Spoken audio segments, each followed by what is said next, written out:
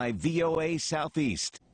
Faith Time is our weekly conversation on matters of faith, and joining us this morning is the Reverend Monsignor William Skonecki with the Cathedral Basilica of the Immaculate Conception in Mobile. Holy Week starts today, so what is Holy Week in Christianity? When Christians celebrate a lot of events, Jesus entering Jerusalem on Palm Sunday, his conflict with Jewish religious authorities, the Last Supper on Holy Thursday, his arrest, conviction, crucifixion, death on Good Friday, and we top off Holy Week with the most important event of all, Jesus' resurrection on Easter. So what are the great deeds that Jesus did during Holy Week? I think one of the greatest deeds he did during Holy Week was accepting the sufferings he endured during Passion, crucifixion.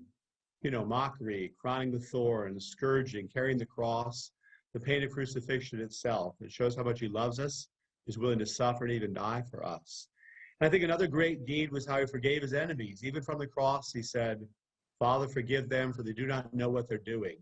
And of course, he gave us the great sacrament of Holy Communion at the Last Supper. So why is it important to continue this tradition leading up to Easter?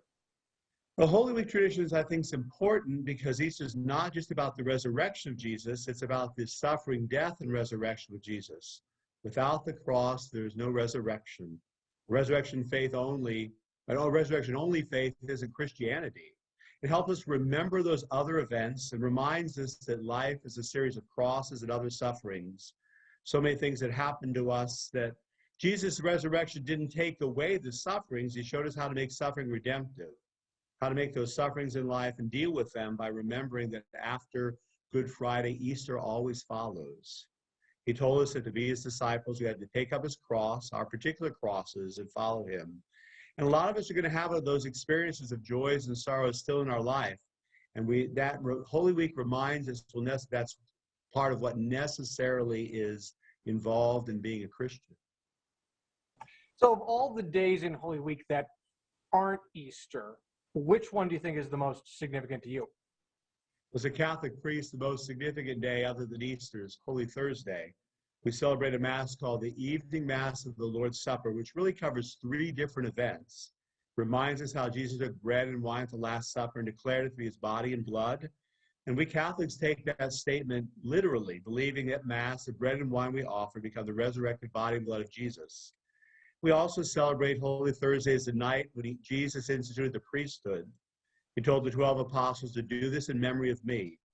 And the successors of the apostles, the bishops, to help us, the priests, do this by celebrating Mass on Sundays and every day of the week. And Holy Thursday is also a reminder of how we're all called to the ministry of service. At the Last Supper, Jesus, the Master, washed the feet of his disciples. He told them to do the same for others.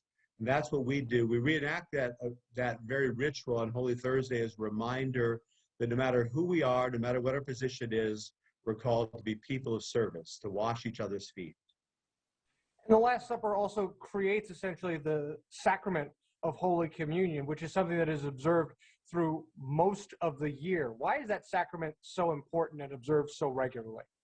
Well, we do it regularly because Jesus told us to, and because we believe that Jesus gave it to us as food for the journey, as a way for us to continue to be nourished by his body and blood, that as we receive him, we really are supposed to be formed and changed into him as well, become more and more Christ-like. Reverend Monsignor William J. Skonecki with the Cathedral Basilica of the Immaculate Conception in Mobile. We thank him for joining us for this edition of Faith Time and News 5 this morning. We'll continue after the break.